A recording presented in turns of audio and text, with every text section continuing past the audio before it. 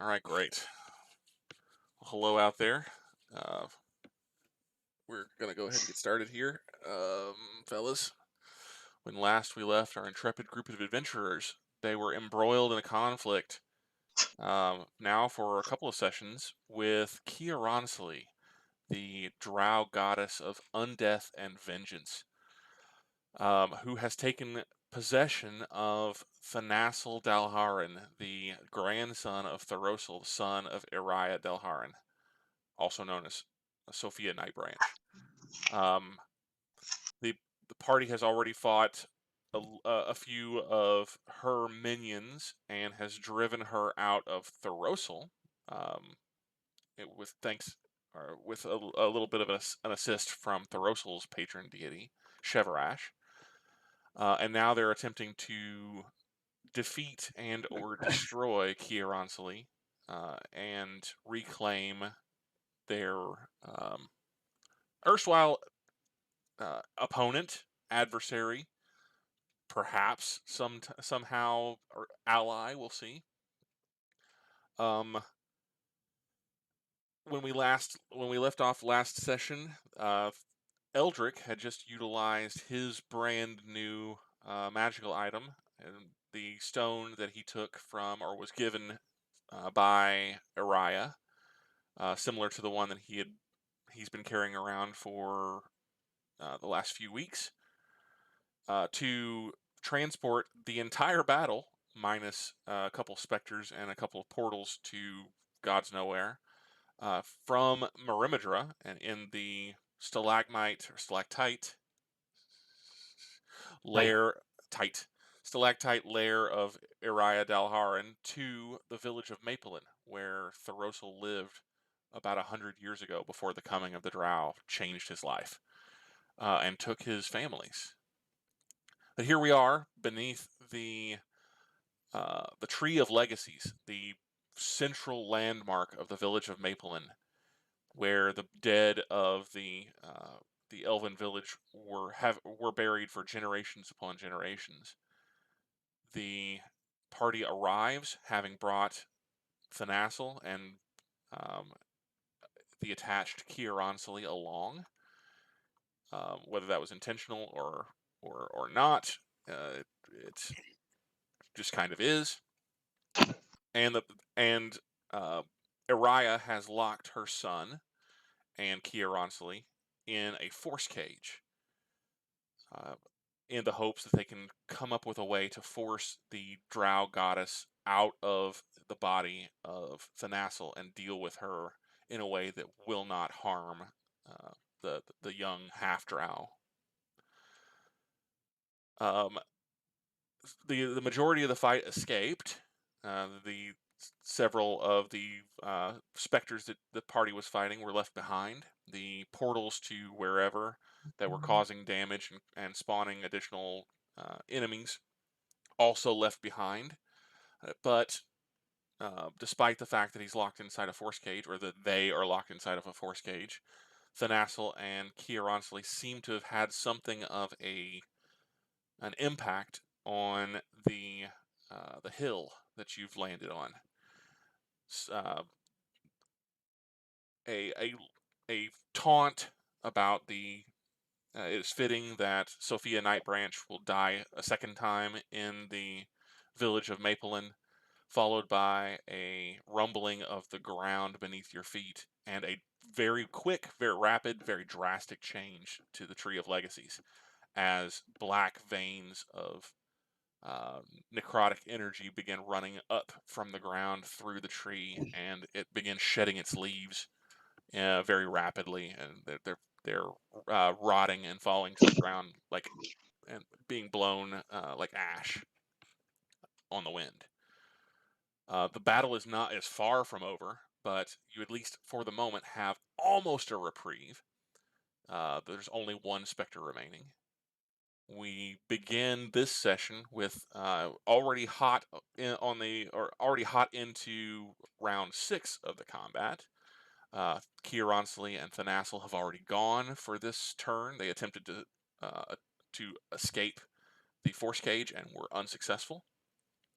And now we move to Sprout. So Sprout, you're going to go ahead and start us off for the evening. Makaria, you are on deck. Sprout, what you got? Okay, we're gonna move first, and then we're gonna hope to not die. So moving here, and then come down here and pop there. Okay, And we are going to attempt to remove, hopefully, the last specter that I have to see. Potentially ever, but I doubt it. You never know. we'll see. We are going to attack with Riftrender, and I believe I have advantage. You do, because he is threatened on the other side by Makaria, so you were good to go with an advantage. I'm also threatened by Makaria, just so we're clear. Yes. I Yes. think that's going around. So a 25 is definitely a hit, and that's for 12 damage. So Yes. that I don't believe that uh, that particular specter has taken damage yet, but I will check just to be sure. Bear with me just 1 second while I You do can so. you can toggle advantage on your character sheet. It's above your armor class initiative speed. Yep, and it'll That way automatically roll you twice. Awesome. and take the highest. Yep. Okay, that specter did have some damage, but even adding the 12 points of damage that you rolled before, it is still alive, or uh, Still still able to punch me in the face. still there. I will take a second attack with Rift Razor, and that will be the final for my turn. All right, there you There go. you go. So that's a 23, which is a hit. What was the roll on that? Health. I switched it over to advantage, so the top two are the rolls to hit, and then the bottom one would be damage. Gotcha. Okay, so 12 damage. Yeah, I was just looking to see if I could determine what the actual roll was there, but He rolled a 10. yeah, 10. Yep. Yep. It's in parentheses. Yep, I see it now. All right, so yeah, so a 23 definitely hits, an additional 12 points of damage. So as the second time you bring Rift Razor through the incorporeal misty body of the specter, it screams in anger, rage, but is unable to keep its cohesion, and it vanishes into a foul-smelling black mist. Thank That God. I would like to hide now. that effectively, I guess technically it brings us out of combat because there's nobody currently still threatening the party at this point in time. But we're going to go ahead and stay in initiative order, um, simply because Thanas'l and Kiaransalee are going to obviously still attempt to escape the force cage if they can. So that will end your turn, Sprout. Yes. Hear it? Yes. Sprout's turn is over. That takes us to Makaria and Thoros'l. You're on deck. Um,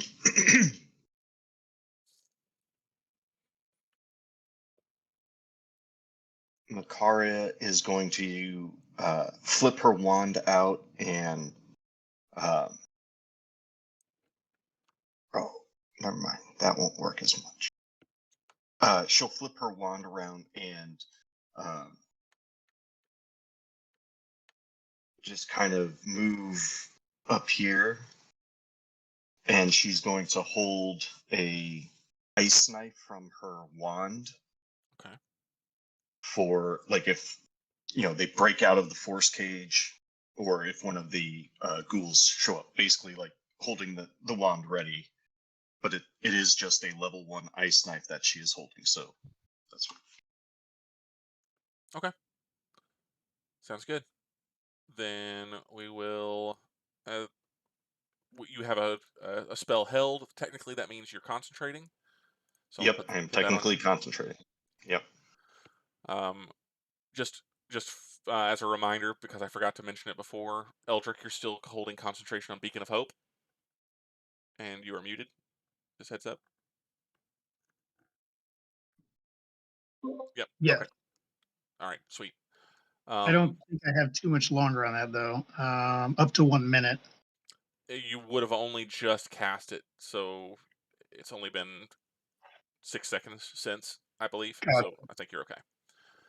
Oh, that's Uh, right, because the wall. Yeah, we had the whole conversation about the wall. Yeah. Yeah. All right. So that will take us to, with the end of Makaria's turn, that'll take us to Thoros'l with Araya on deck. How spent does Alanere look?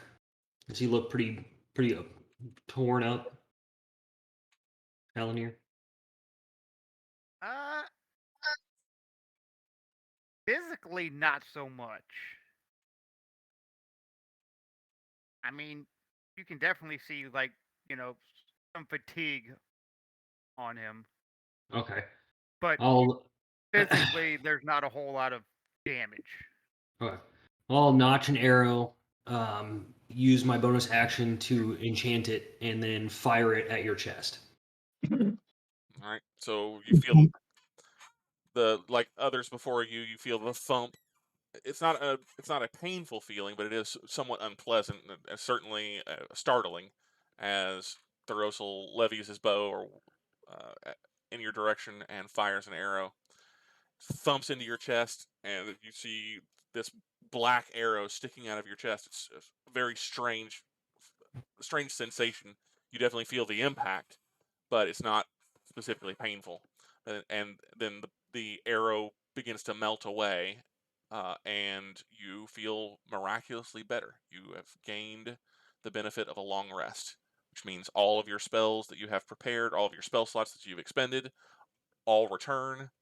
You get your full hit points rehealed, and any other long rest powers that you would have needed a long rest to get back, you have back. Does that include healing a level of exhaustion? It does. So you would lose the level of exhaustion that you had. And then I would get all my spell slots back, my wild shapes back. The only thing that it doesn't provide is if you have items that require a long rest to refresh.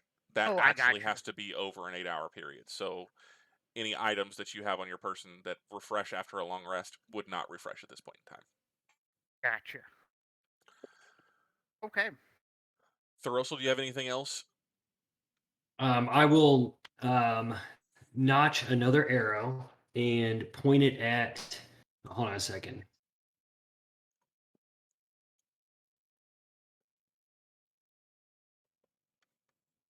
All right, I'll notch another arrow and point it at Thanas'l, and I know full well I can't hit him or anything at the moment, but I have words.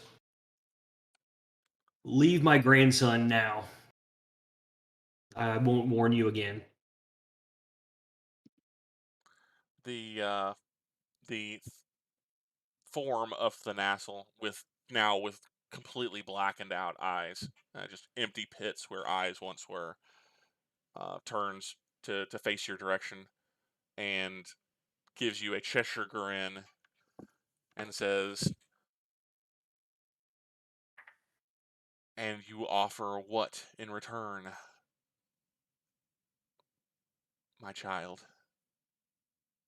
You get to walk away from this. I think that's deal enough. And the laughter continues up and becomes the same shrieking, screaming, wailing laughter that you've heard from this creature on several occasions thus far. Thanas'l begins physically thrashing against the bonds of the box that he's locked in, and you can see blood is beginning to smear from wounds on his body that have not healed, beginning to smear against the invisible force container that he is in, and just a maddened, wild look in his eyes as he just continues to slam himself into the force cage. Well, Thanas'l, then throw that bitch out. You wouldn't harm your mother. She will. Fight back. You're a night branch. Fight back. Give up, Thoros'l. this one was mine long before you came to know him. He's mine, body and soul, and will be forever. Think of the tortures that I will visit upon him once this is ended, once you lie cold and lifeless, and serve me once more. Perhaps, and the creature turns toward Araya, perhaps I'll let him come back just enough to be conscious as the light leaves his mother's eyes as he strangles her to death. Araya is very clearly frustrated as her turn comes up. Very clearly frustrated and disturbed by this. She turns to Thoros'l, trying to block out the awfulness of what's going on with her son, just 5 feet away from her. She says, "We have to do something. I can we get her, what can we do? Can we get her out? Is there anything that you can do? Is there anything?" And she turns back to Eldrick and Alanere. Desperation plain on her face. We have to be able to get her out. I can only hold this for, well, I think it lasts an hour. I can't hold this forever, and she will escape. She won't be able to take his body off this plane. But this plane is huge. If she escapes, we may never get him back. Tell me you have a plan.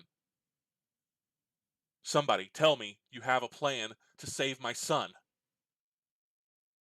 Give me one shot on that goddess, and I'll end her. Hunter's will.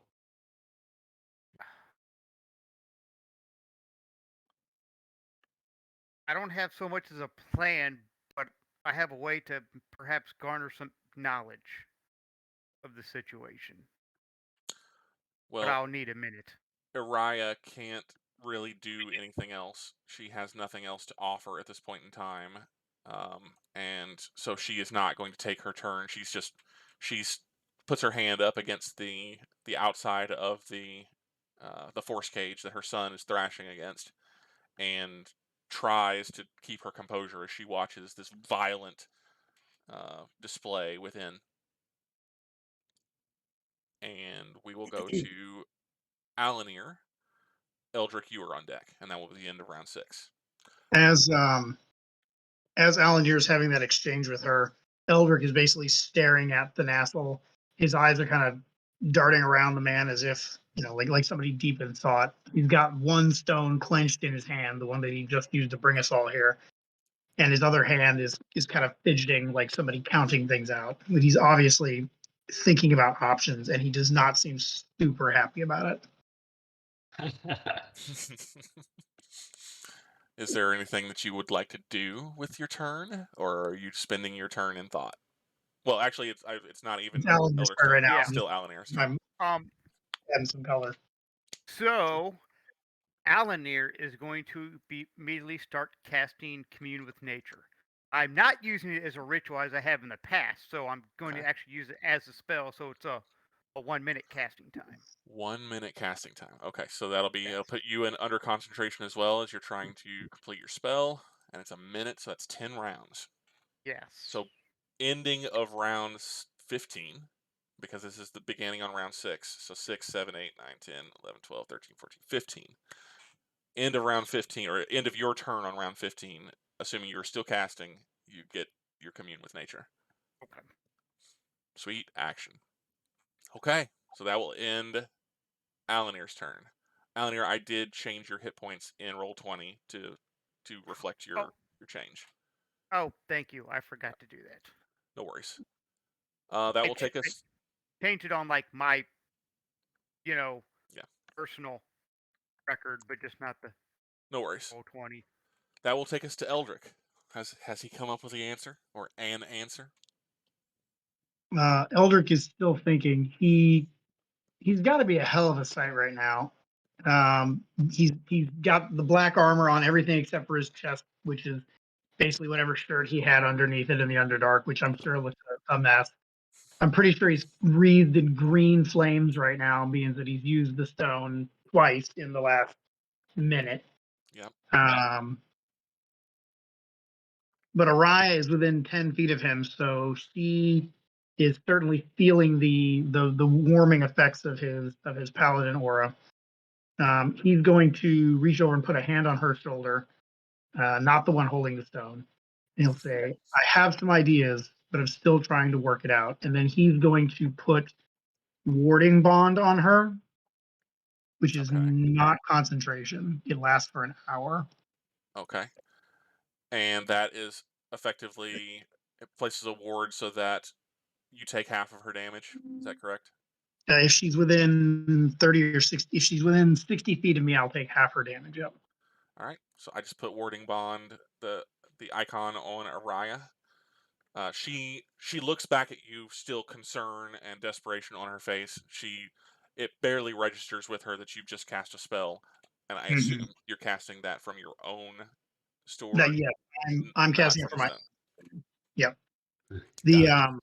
The quintessence stone is back in his chest bag that he's got on.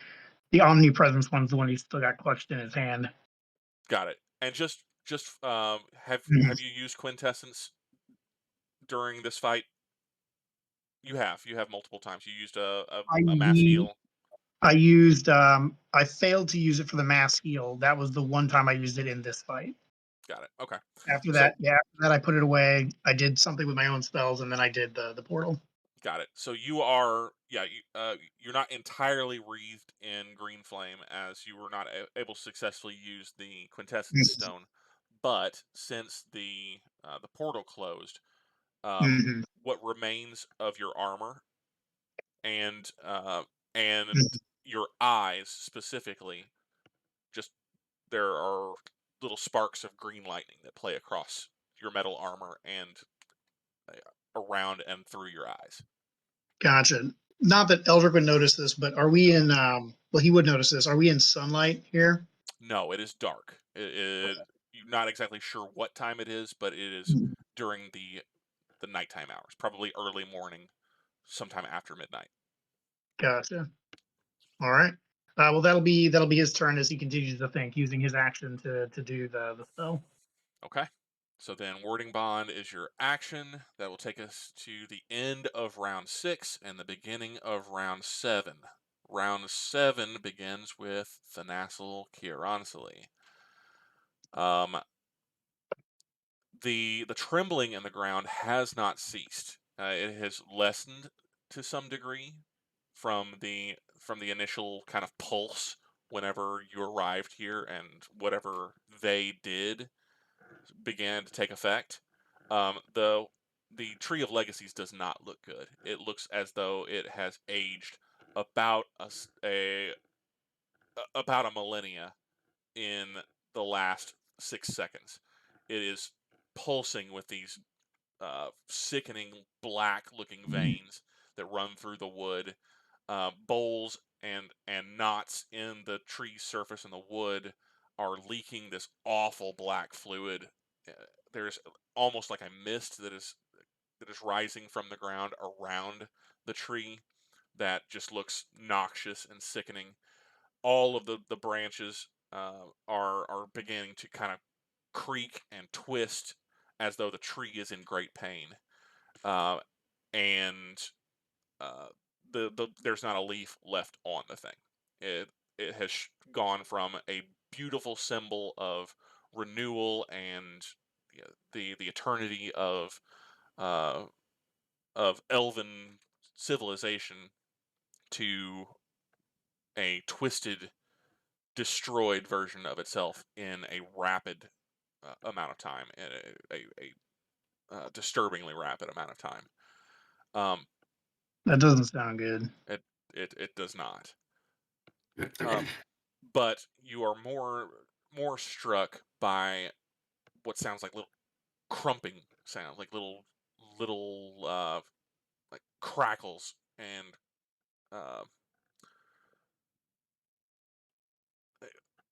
crunches, little crackles and crunches in the ground below you, and Yeah. you notice that the ground around some of these headstones begins to be disturbed, and at first it's just one, but then another and another.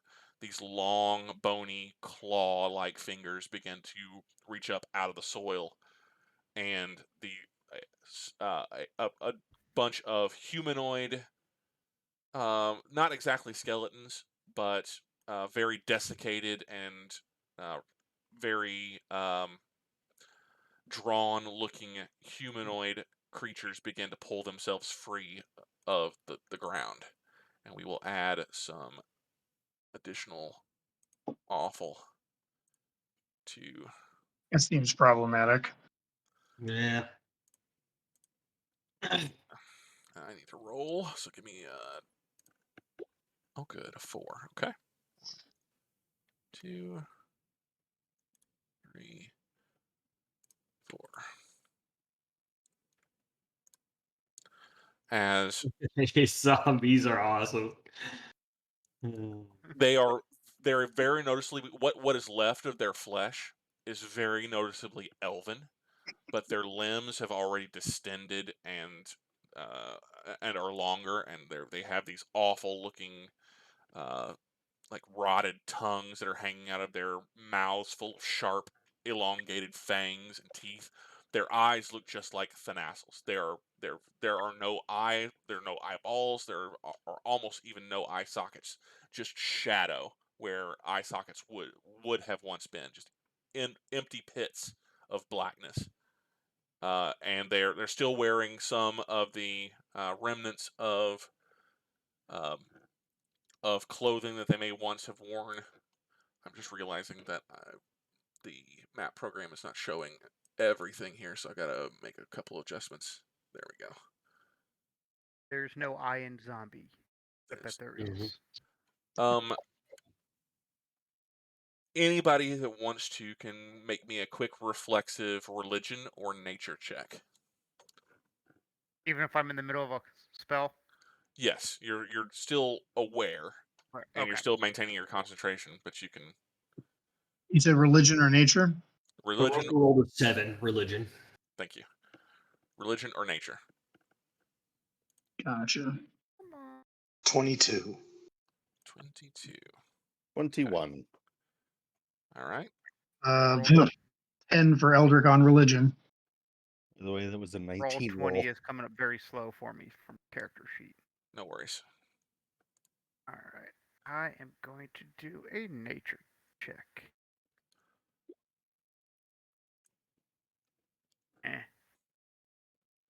Alanere got a That's 16.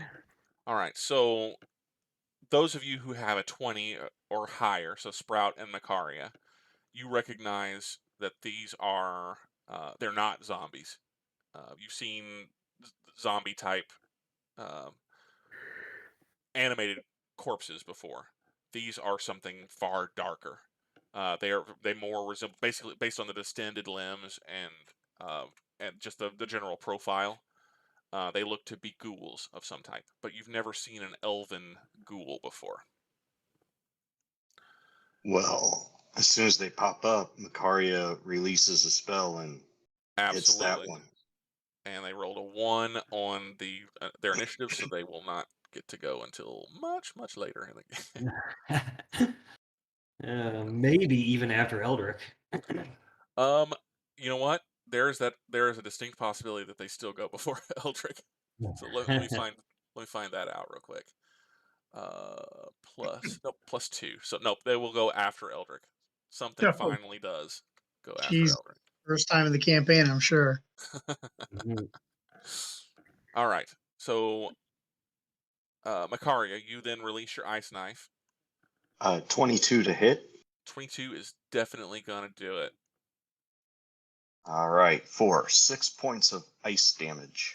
6 points of ice damage. And who is your target? The nearest one? This guy? Yep, that one right up there. Got it. All right, so your ice knife forms and darts off at him, burning your reaction. Thank you for marking it. You're no longer concentrating. All good there. And stabs into its body. Is there a secondary effect on ice knife? I don't recall. Not not with him. If there was another creature, It does explode, though, right? Like whenever it it strikes. does. Yeah, so it explodes and blasts shards of ice and frost across its body, even as it's starting to pull itself up out of the ground. You blast it with this thing, and rime covers the area, the immediate area around the wound, but it doesn't appear deterred. Actually, it needs to succeed on a dexterity saving throw or take 2d6 cold damage. Oh, there you go.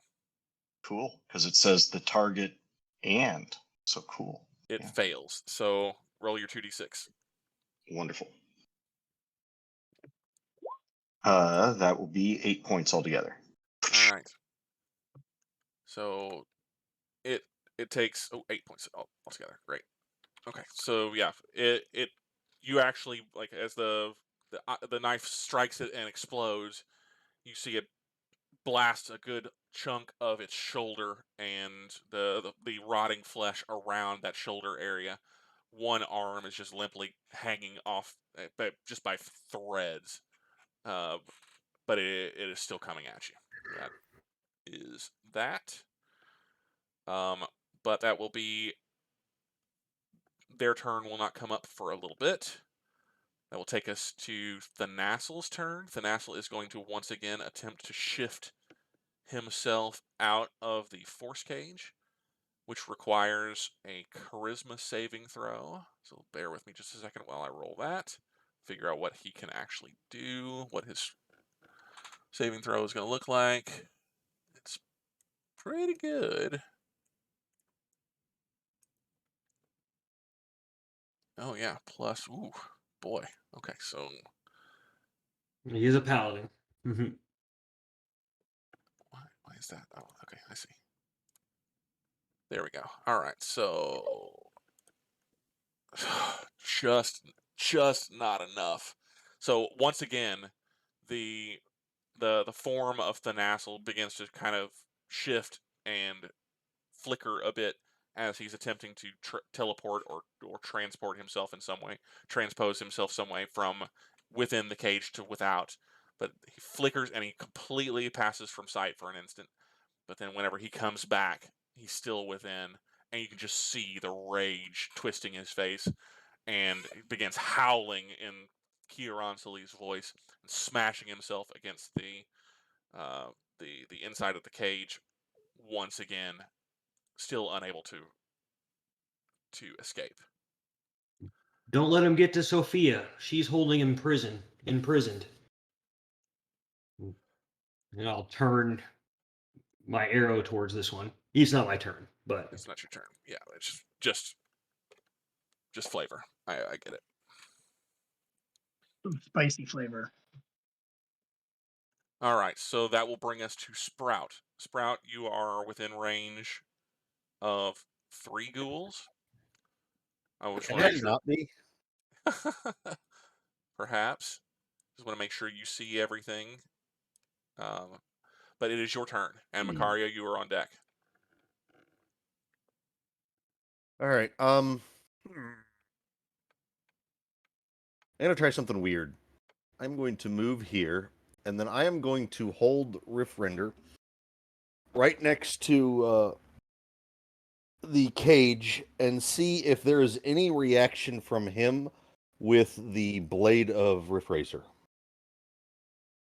And I'm curious if the god or demon or whatever you have that is possessing him is of a different plane, and I'm wondering if Riftraiser can attack him directly, bypassing the body that he is possessing. Okay. Well, you have no way of knowing until you make the attempt, but that's plausible. It is a force attack, but generally speaking, Rift Razor, if you swing it at a person, flesh or no, it would potentially damage. I don't know if you've ever fought a possessed individual. I have is not. what I'm saying. So you don't know. You wouldn't necessarily know if it would damage the possessed spirit individually. rather than the actual blade creasing the flesh of the Yeah. person containing the spirit. It's Yeah, but it's a possibility. the Unfortunately, you do have a cage of force between you and Thanas'l, so you wouldn't be able to reach him with the blade regardless. I am holding the blade as close to the cage as possible, and I am focusing on the blade to see if I see any reaction from the blade itself. Got it. So And you make me a perception check, I guess, and followed by an insight check. all right. So let me find my it's gonna be perception. like a Rick and Morty game. The blade's gonna be like, stab Oh, him, bro. oof, Do it, stab him. that's a crit fail. Yeah, It's so still 10. Still that's a 10. natural one. Yeah, still a 10. You do not recognize any change in the blade by being within close proximity to Thanas'l / the possessing spirit. And then you said insight. Insight check is your next.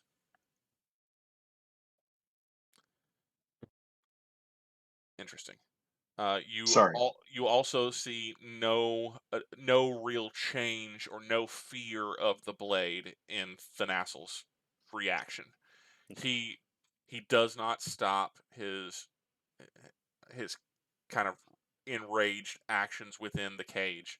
He doesn't shy away from you in any way. He's just slamming himself against largely this corner of the cage, um, trying to get bodily at his mother. That's why I put myself here. Yeah.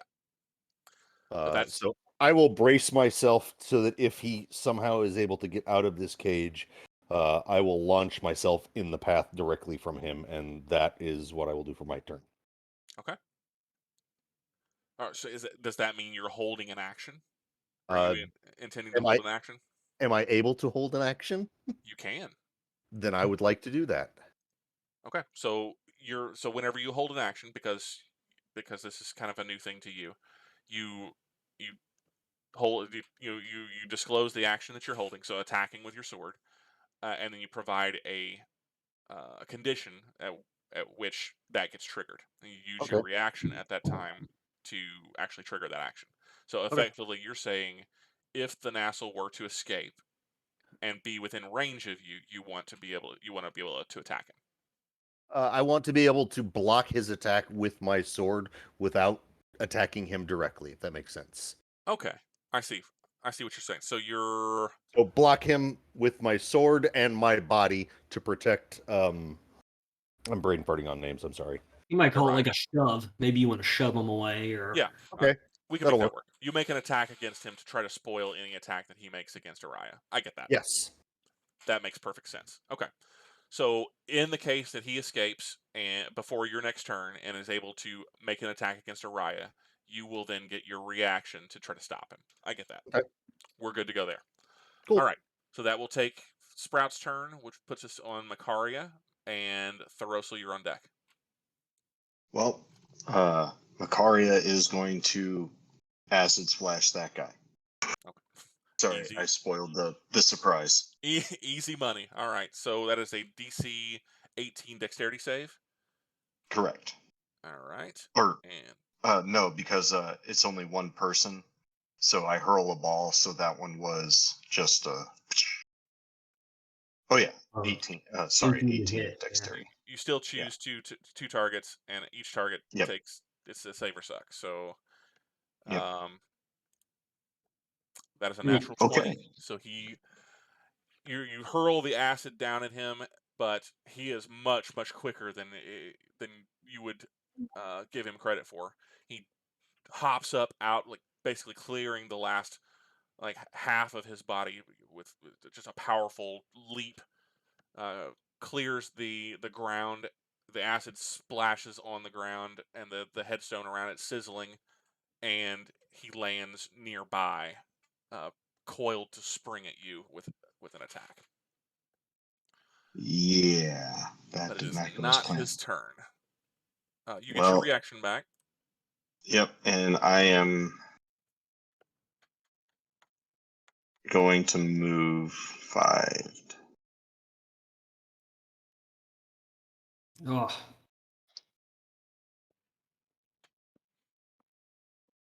What you don't hear I'm is as moving he's there. moving here, you hear the faint voice of "Run away! Run away!" Run away! Run away! All right. Yep, and that will be it. All right. So that will take us to Thoros'l with Araya on deck. I'll enchant an arrow with my bonus action and fire it at Makaria against my better judgment. Makaria, you get the benefit of a long rest. Do I rememorize new spells? You cannot prepare new spells. Any spells that you previously had prepared, you have access to still, but all of your spell slots that you've expended are returned to you.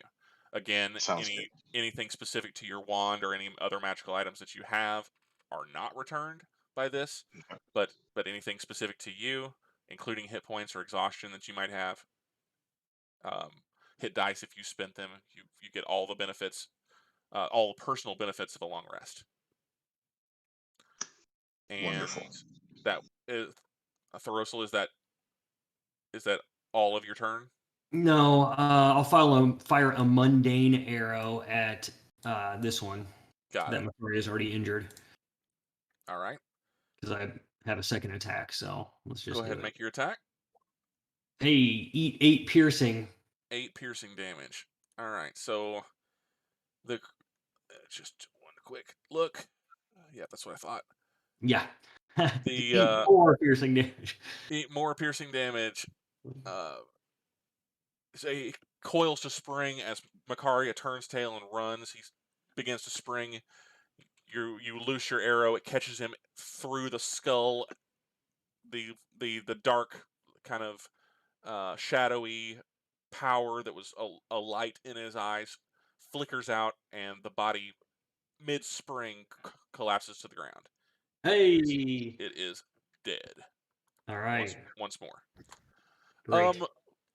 Make me a perception check. Gladly. 22. All right. Give me an even or odd. We'll say odd. You know, Even. You recognize the body of the. You recognize the person that this ghoul once was. Someone from your distant past. great. Great. I'll just makes me more angry. That's fine. Just add on to that. Still angry. Yeah, Got still it. there. Still upset. Yeah. I will To me, you're raging. quickly pull the bow across my body and pull swords and get between this ghoul and Sophia. And once again call out, make sure, protect her. Don't let anybody get to Sophia. And Thanas'l, you fight for your mother. You kick that bitch out. All right. Very cool. Araya comes up. Alanere, your second round of casting will be on deck. Araya's going to come up. She's going to brandish her own wand, and she's going to fire a barrage of magic missiles at the approaching ghoul on the left-hand side. This guy over here. And that is going to be for what is the count on that? Sorry, it's 2 plus 3 plus 1 per additional charge, so it's going to be 6 missiles, and that'll be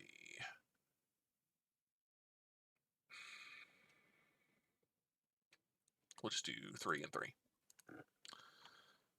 So that is 20. It's 18 plus 6, 24 points of damage. She blasts her target ghoul into oblivion. So slashes her wand down behind her father as Thoros'l moves to put himself in between her and the ghoul. Slashes down viciously with the wand, and the tip of it explodes into a sextet of angry-looking whitish blue missiles that blast pieces off of the ghoul as they strike in concert. And when the dust settles, the ghoul is lying motionless on the ground. That will end Araya's turn. That will take us to Alanere. Alanere, are you doing anything different, or are you going to continue? I'm your going task? to continue with my casting. Great. That takes us to Eldrick then. Eldrick, you are up. Eldrick is going to go 5, 10, 15, and he's going to pull out the war pick and hit this thing. All right. I love it. So the thing that you're using, it's an odd shape for you. Obviously, it's got a pick on one side, a long kind of hooked, piercing weapon, but the other side looks like a hammerhead. Yeah, and I'm going to flip it so that the hammerhead's what I'm whapping with. All right, so you're doing bludgeoning damage as opposed to piercing. That's what I'm used to doing. Got it. As Eldrick grips it, it gets a little sheen of divine might up on it. It'll be a 28 to hit, almost a crit. That would have been a really nice crit to have. Yep, that'll do it. And the 10, the second D8, the 3 is radiant damage, if that matters. Got it. It does not in this instance, but Well, I'm going to take my extra attack for a 23 also hits. and wombo combo it for another 19. Oh, damn, son. All right, so 2 vicious chops with the pick hammer that you received from Sprout, and a third ghoul lies motionless. Blast it right back down into the grave the open grave that it just crawled out of. It just crumples down into it in a heap with a blast of radiant energy. Eldrick turns the Sprout, kind of spins the hammer in his hand a little bit. Picks. Who knew? And then he's gonna walk. He's gonna go back over here to Thanas'l and yell into the fourth cage. What do you want for the boy's soul? And that's my turn. All right. Thanas'l / Kiaransalee makes no immediate reply, just still wailing, screaming, laughing, and thrashing against the bonds. The neck turns almost uncomfortably around.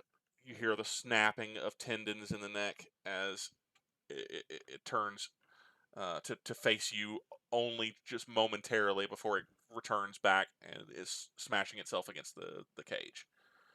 You can see quite a lot of blood is beginning to stain or smear against the outside of the cage, as you can see actual wounds, like bludgeoning wounds, where the flesh of Thanas'l's face and arms and hands have broken open as he's violently slamming himself against the cage. He's actually doing himself harm.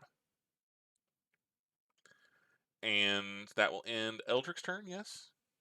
Yep, that's my turn. That's what I got. Well, savor this, buddy, because somebody is going after you. That'll be the ghoul. The Quite. one remaining ghoul. We were this close to killing all of them so that nobody would go after us. I just want to say we failed. Yeah. It is going to leap forward and begin slashing at Sprout. Sprout, you are armor class 15. Is that correct? All right. So that will be a. Let's see. It is going to attempt to attack you with its claws. That will be the only attack that it makes, and it will be an 18 on the die, which is going to be a hit. That's a 22 total on the roll. So it does hit you, which means it slashes down across your midsection with these long, bony claws. It's going to do 7 points of slashing damage. I am down. So it leaps out of the open grave, lands directly before Sprout, who is still trying to cover Araya from what he perceives to be an attack coming from Thanas'l. He turns just a little bit late, tries to get Riftrender up, but the claw comes in, slashes across his midsection, draws blood, and he goes down. under the violent slashing attack from the ghoul. The ghoul lands almost like bodily atop him, claws dripping in gore. And that will end round 7. Let me get back to that. At the beginning of round 8, a couple of additional things happen. First, an additional number of ghouls are continuing to pull themselves free of an additional number of ghoul continue to pull themselves free from the turf. That will be this one. So bear with me a second as I reveal. That'll be this guy. One additional ghoul is able to pull itself out. I need for Alanere specifically to make me a concentration check. Oh, it's You have You're +5. You have +5. I beat you to it, Ralph. yep. oh, I get a +5. +5 to the roll, yeah. Whatever All your right. normal concentration. DC is only 10, but I still need you to make the roll. I make the oh, there it is. Rolled a fucking natural 1. A natural 1. So that's total of 8. So you fail the concentration roll. There's this rending, just this soul-rending roar / cry of anguish and agony and rage that goes out from somewhere behind you, Alanere, as though nature itself is crying out in anguish, and just the force of the cry is just too horrible for you to bear, and you lose concentration on your spell as you turn around to see the roots of the Tree of Legacies begin to rip themselves free of the turf. The parts of the tree begin to snap off at the ground as the tree, thrashing now, begins to pull itself into essentially in twain at the root, and it splits from where it meets the ground in multiple places, and kind of tears itself as though splitting into 2 colossal legs. There's a splintering sound of splintering of wood as a great maw begins to open in the trunk of the tree, and the tree itself hauls itself free of the ground and lumbers forward, stomping against the turf and smashing itself into Makaria as she attempts to run from, or as she was attempting to run from the ghouls.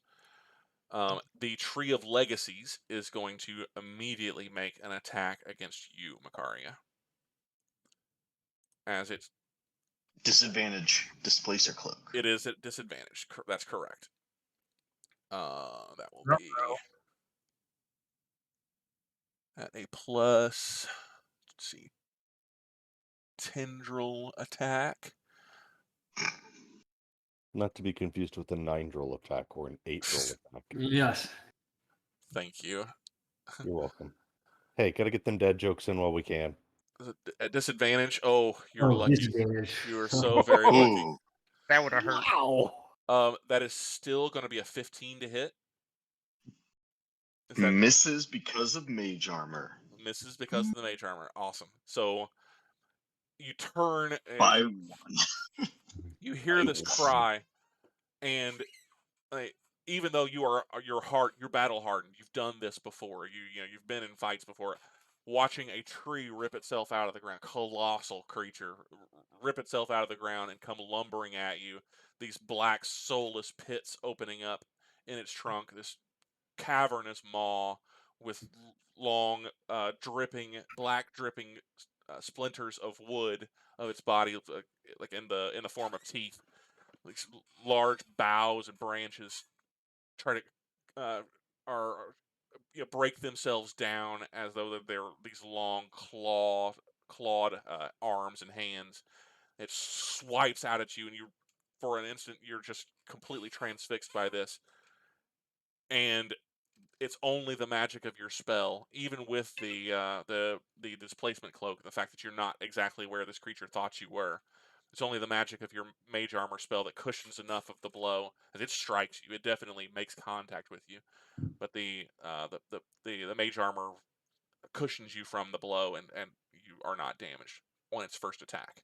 Its second attack is going to be a 17. 17 good enough? Yep, and I already used my reaction, so yeah. Yeah. So the first attack makes contact with you, and as you're reeling from that, the second attack is already coming across, and it just smashes you in between these two branches. What it is going to do for damage is going to be... Oh my, okay.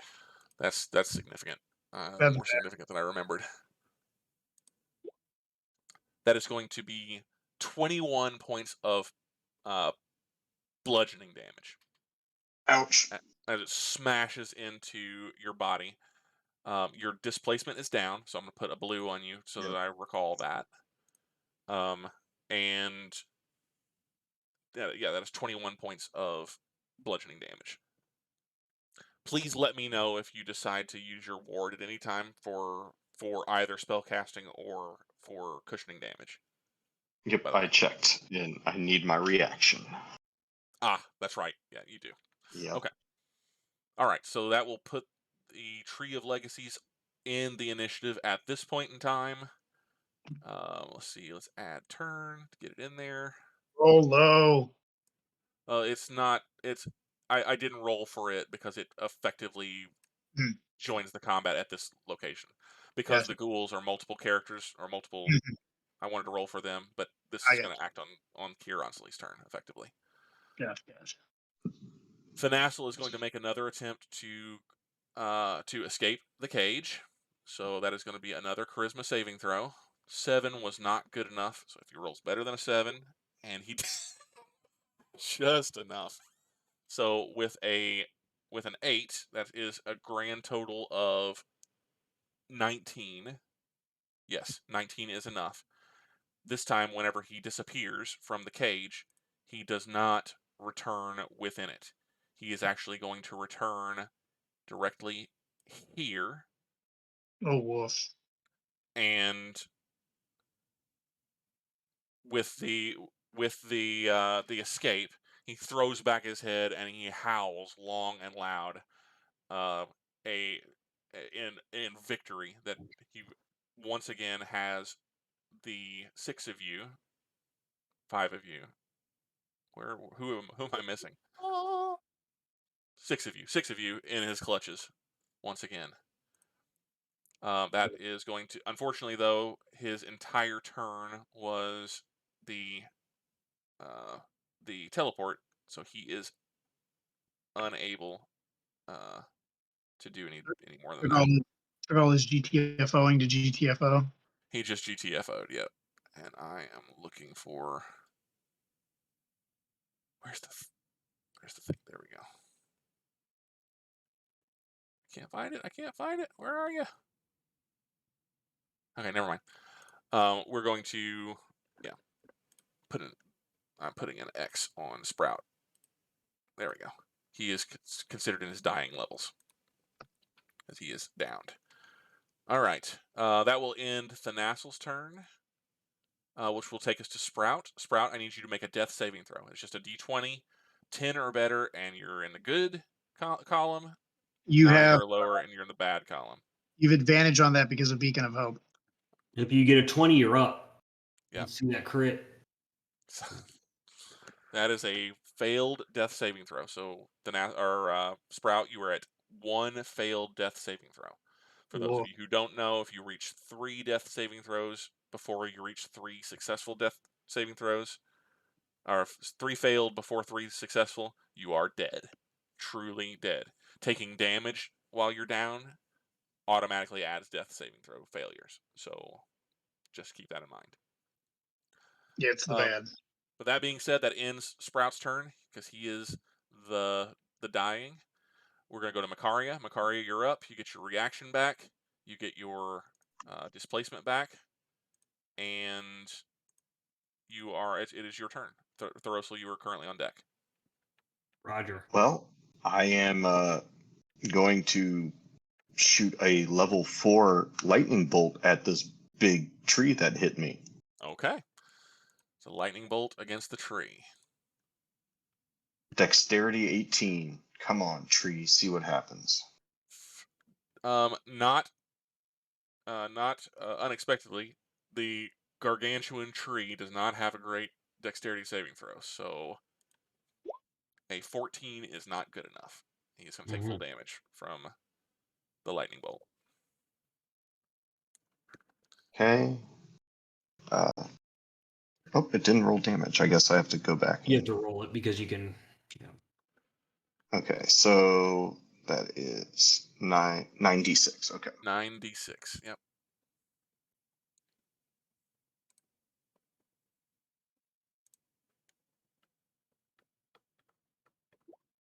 So that'd be 34 points of lightning damage.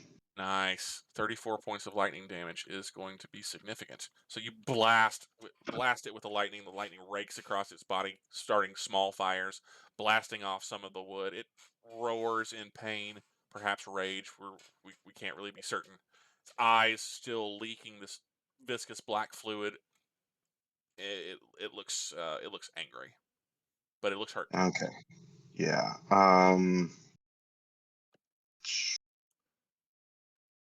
I don't know what else. I don't want to be there.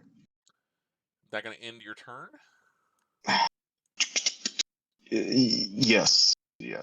Turn As I cower. ended. All right. I cower. And that is going to end your turn, which will bring us to Thoros'l. But first, Thanas'l is going to take a legendary action. He's going to use Touch of Death on Araya. So, Touch of Death is a melee spell attack. So he's going to roll, and he's pooched that one. He's going to roll also a disadvantage. That is an 18 to hit. I'm going to use Blood Curse of the Eyeless on him. And to take off 4 of that, so 14. All right, so you utilizing your blood curse, you bring it down to 14. I take 4 off of it. Yeah. Okay, so yeah, it was well, I lost my browser window, so bear with me just a second while I get it back. Nope, that was the wrong one. What the hell is happening? There we go. I'm going to amplify it too. Oh, sweet. Okay, so all of its attack rolls until the end of the turn. So till the beginning of your next turn. I'm gonna say. However you want to. I think it might just be this turn, so it may be useless to amplify it since it's a legendary action. Since it's yeah. So if you want to take that back, you're welcome to do so. Sure. It still does not find the attack does not find its mark. You are able to distract it enough with the blood curse that it just barely misses Araya. So that it spoils the attack, no damage, all good to go. But he lunges out toward his mother with this crackling black energy on both hands, and the black fluid pooling or flying from his eyes. You can't really tell the any kind of physical manifestation of the blood curse, but he kind of begins to shake his head as he realizes that he can't see. Still lunges for his mother, but just comes up short. And that will end that. So that will take us to Thoros'l. You are now up. Araya is on deck. Fuck. Okay. I'm looking up one thing here. No problem. Take your time. Crimson right. Okay. Too many things to do with the bonus action.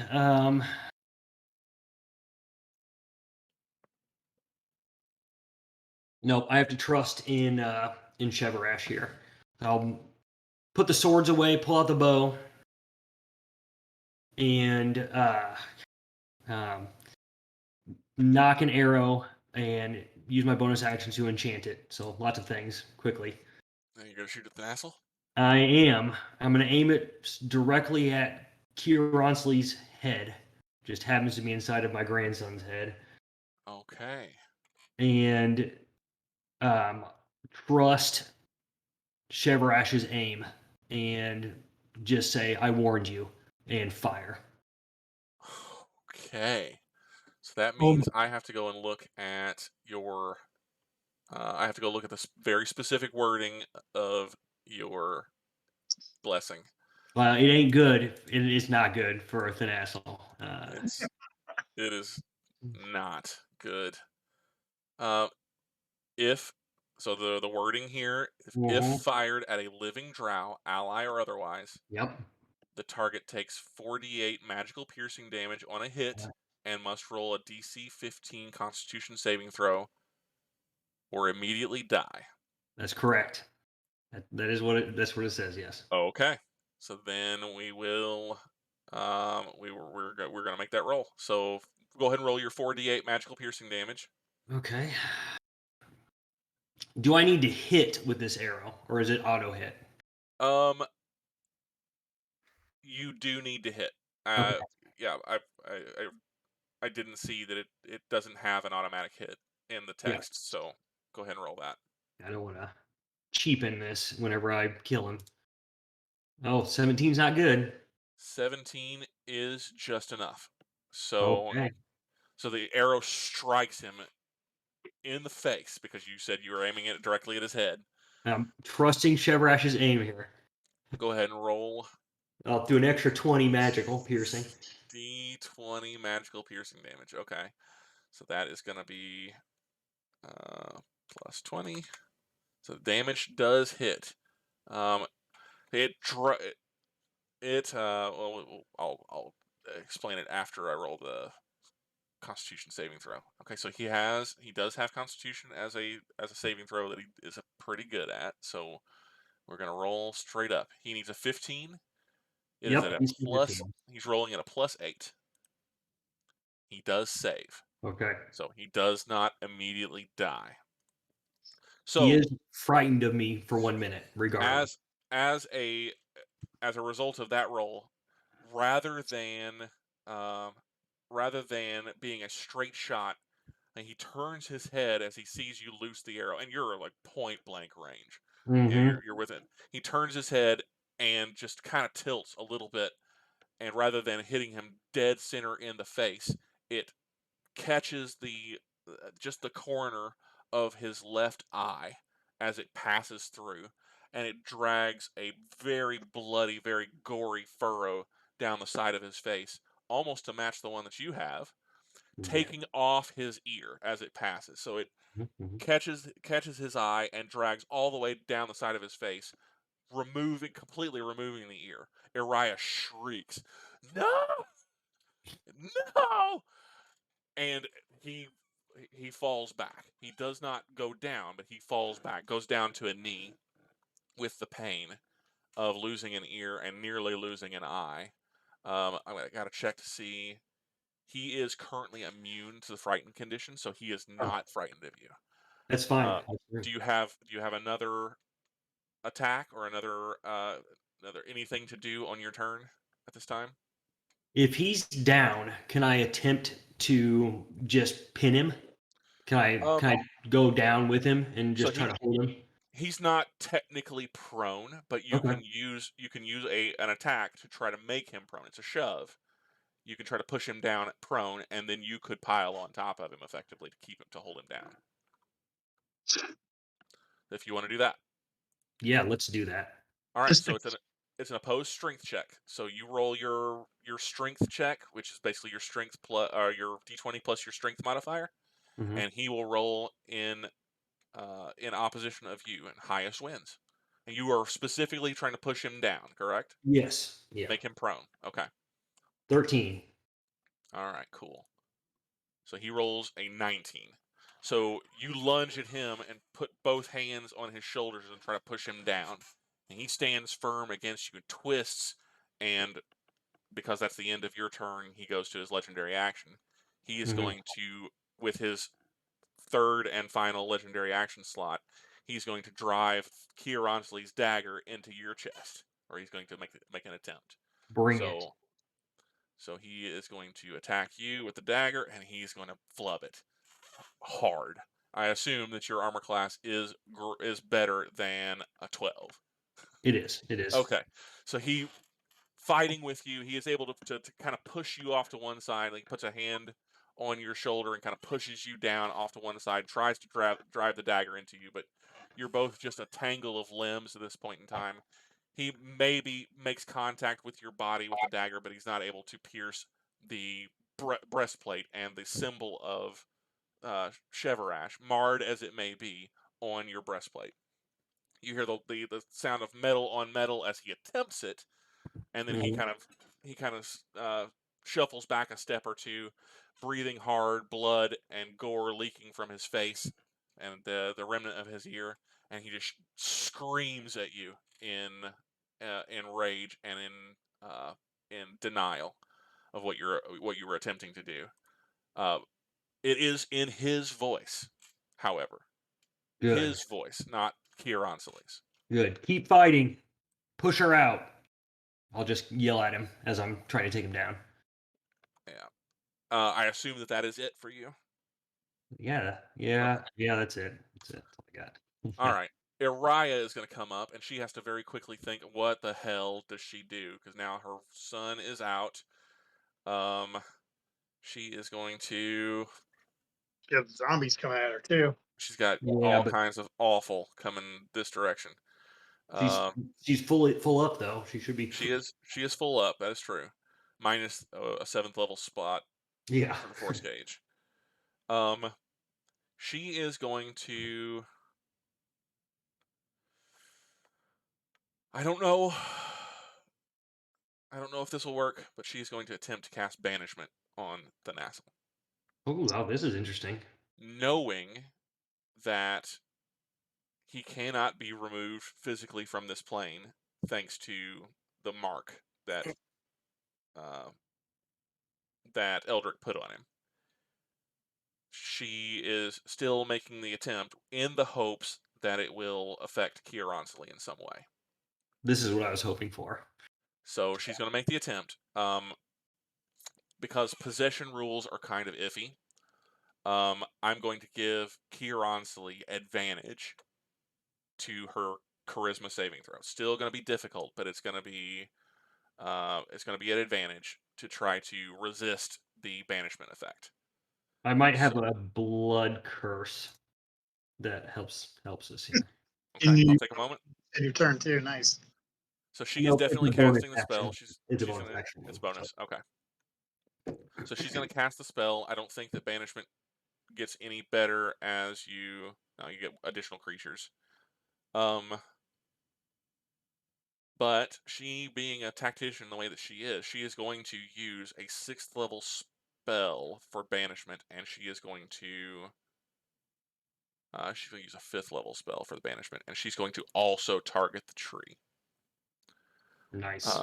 So Kiaransalee is going to get the benefit of advantage on her saving throw. So, yeah, she's going to make her save. The tree, however, tree... Where are you, tree? Is it a +0? The tree does not make it. The tree is, in fact, banished. So we're just going to pop a purple up on the tree, as it is currently no longer there. Actually, I can layer it, and pop! The tree vanishes. And that will end Iraya's turn. Unfortunately, not with what she would hoped, but we'll take it. That'll take us to Alanere. Eldrick, you are on deck. All right. The tree is gone. If you hit Sprout any healing, he will get full effect because of the Beacon of Hope. Yep. Oh, that's true. All right. That's true for all of our party that isn't Thanas'l. Correct. That's the case. I will come down here next to Sprout, and I will cast a 7th level Cure Wounds. Holy shit. So is that 7d8 plus 7? Is that right? Plus his wisdom modifier. It'll be right? plus my wisdom on it. wisdom. Yeah, so Got it. it'll be 78 plus 5. So that is 61 points of healing because he Yes. gets the benefit of the full benefit thanks to Beacon of Hope. Yes. Oh yeah, full whammy. All right. That will bring Sprout back up to 61 hit points. Draugg. Working on it now. I'll remove the downed condition. You're good to go. All right. Alanere, do you have anything else that you're going to add? Any bonus action or additional move?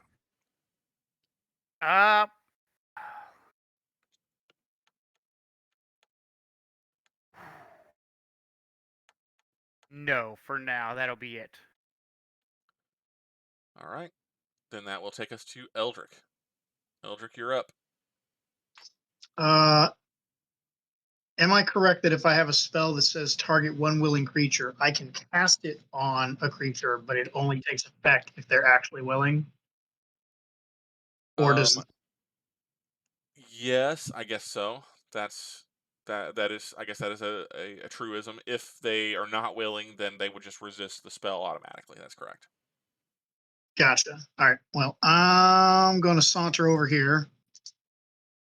And unfortunately, I have to drop Beacon of Hope to do this. That's okay. You got But yeah. I got what? You got the benefit out of it for sure. Yeah, I got the thing that I really needed to get out of it. But this is more important. Yeah. Eldrick is going to attempt to touch Thanas'l and cast protection from good and evil on him. Yes. Okay. All right. So let me look at It's the like the only contents of the spell. possession spell. Let me look at the spell real quick. Because Grants several benefits. Creatures of those types have disadvantage on attack rolls against the target. The target also can't be charmed, frightened, or possessed by them. If the target is already charmed, frightened, or possessed by such a creature, the target has advantage on any new saving throw against the relevant effect. got it. That makes No perfect clue sense. if that'll do anything to him, but it's the only thing Eldrick has in his arsenal that he knows affects possession in any way. Right. Right. That makes So, unfortunately, I cannot upcast it, so it's just a level 1 spell. but sometimes that's enough. All right, so one willing creature you touch is protected against certain types of creatures, aberrations, celestials. I'm banking that he's willing and Kiaransalee isn't, so we'll see how it goes. Yeah. I assume So I got to roll. effectively, Kiaransalee is in control, so he is effectively an unwilling creature. Mhm. But would she accept the spell anyway, given that it's a buff, effectively? Thanas'l's fighting back. Thanas'l Right? is Hopefully. well, Thanas'l appears to be at least present. All right, so I'm gonna give you a D100, Eldrick. I'm thinking of a number. If you roll lower than that number, we'll say that she / Thanas'l accepts the spell. So, I'm rolling a D100 here. all right, yeah, just 1 second. I'm Yep. deciding on the number. All right, I've decided the number. And I want to be above it or below it. You want to be number or below. The second I hear the tweet of the number, I'll put the number I had in the chat and I'll hit the button. So All right, D100, hitting the go button now. Oof. You rolled a 10, which is 10, under a 25, which means it is accepted. So Thanas'l / Kiaransalee are the recipient of your protection versus good and evil spell. Yep, which I am now concentrating on instead You are now of. concentrating. All right, so for whatever reason, they have decided to accept your spell. That suggests that I'm reading the spell once again. Target can't be charmed, frightened, or possessed by them. Protection. Oh, by undead, aberrations, celestials. Creatures, if already charmed, frightened, or possessed, has an advantage on any saving throw against the relevant effect. Okay, so I am going to rule that the presence of protection from evil on Thanas'l allows for an immediate saving throw against the possession effect from Kiaransalee. So, beings that it is my turn, I would like to decide that Thanas'l is is now an ally. Got it. Okay, that's cool. So then I have to or look else at the talk of the century. No, he's not. I have to look at the possession effect again. It is normally a DC 13 Charisma saving throw, but that's for a normal ghost. Kiaransalee is not a normal ghost. It is. I'm going Certainly. to. Yeah, I'm going to rule that this is a charisma-based ability. So the saving throw for this will be against her charisma, which is at a +9. So Woof. it's going to be a 19 on the saving throw, and it'll be Thanas'l's save. Thanas'l is also high charisma. Yep. He's not a paladin, but he does have what's the bonus that you grant him? I grant him 5 from my aura of protection. So he is rolling also at a +9, so it's even money, 10 or better, and he is able to resist the possession.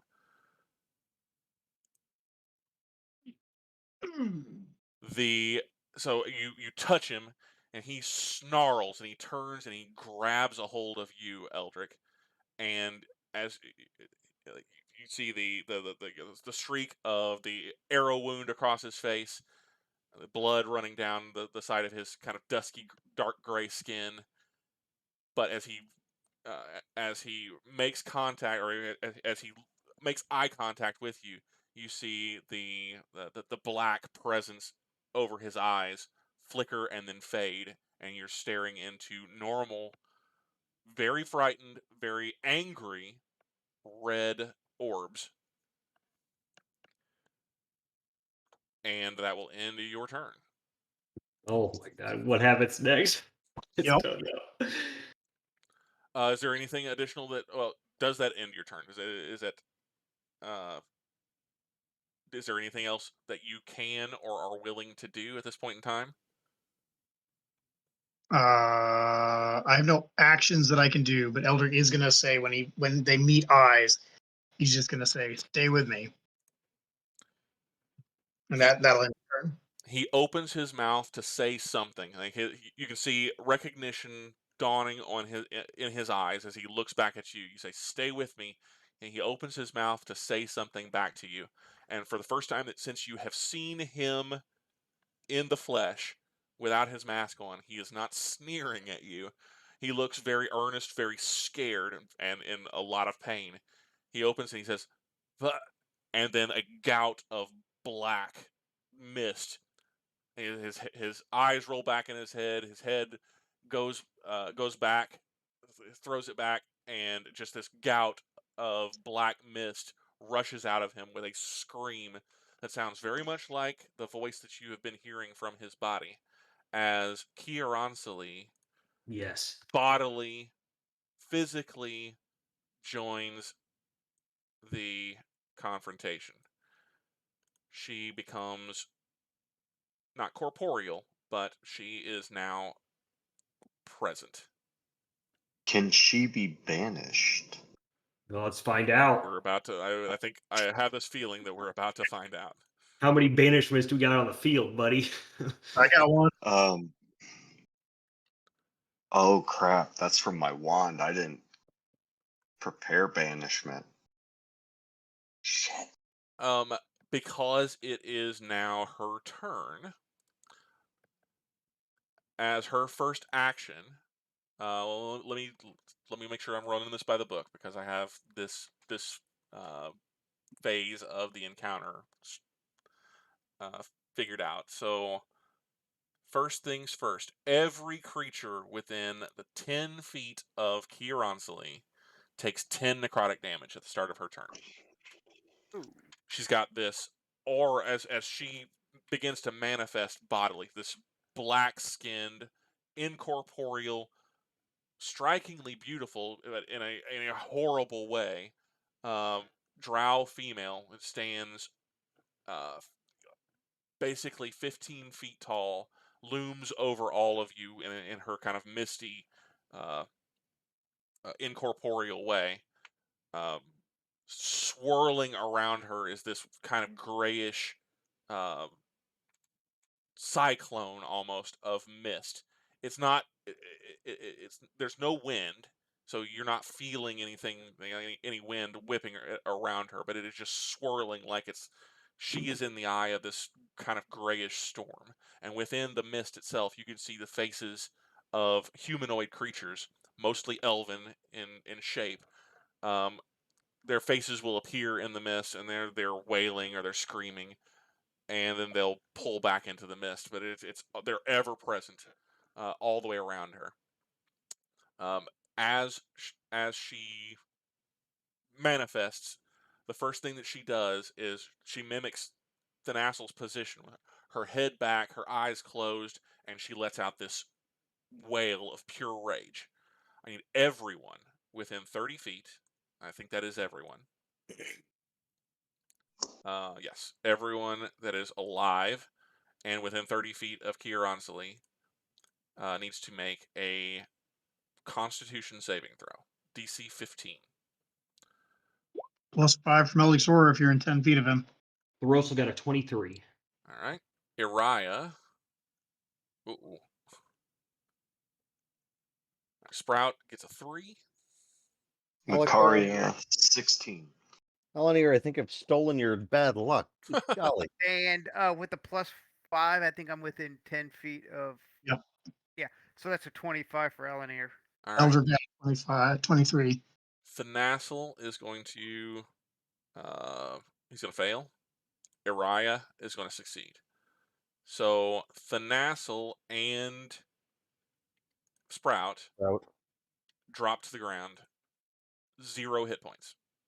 Oh. You are Hey, considered. You For are the once record, again I don't considered have dying. to drop. I'm still there. Yeah, that's true.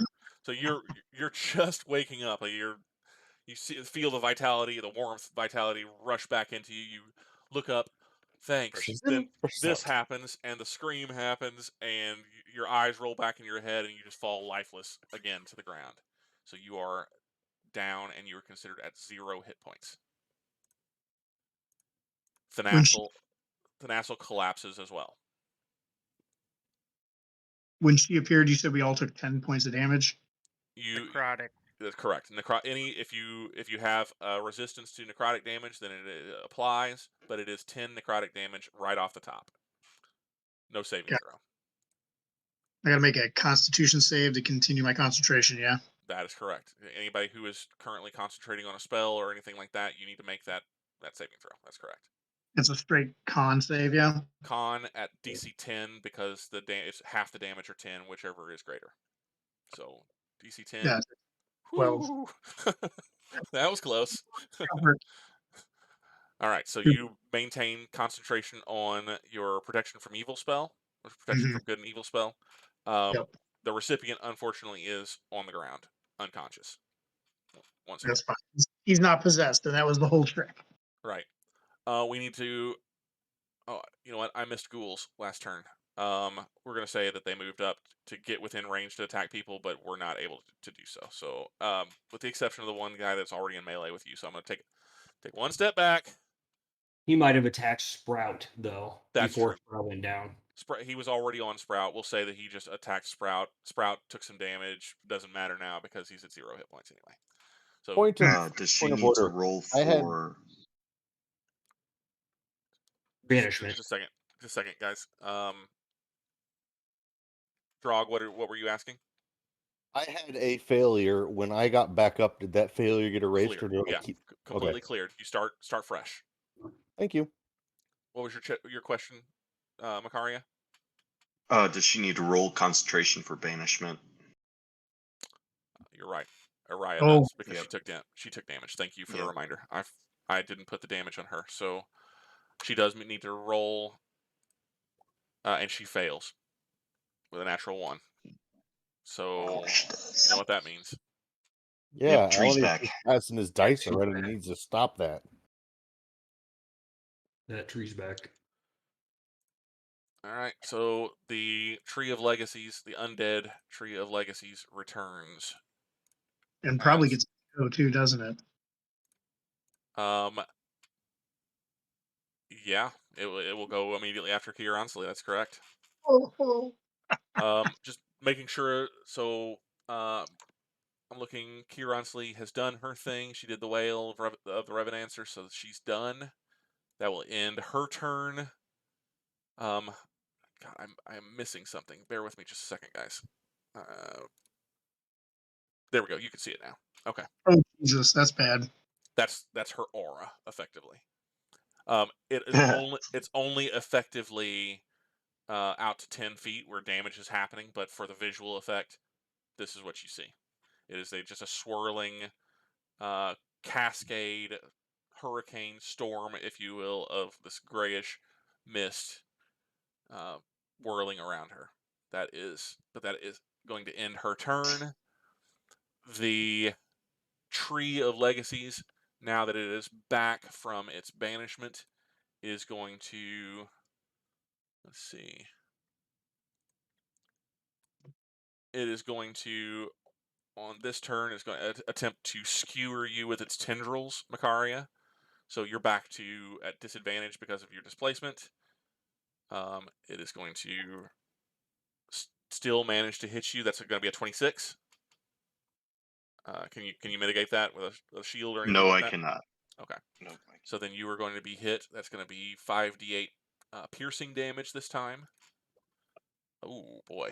That is 21 plus 6, so 27 piercing damage. As it It's gonna take a hellish rebuke. Oh, sweet. So reaction for hellish rebuke. And Yep.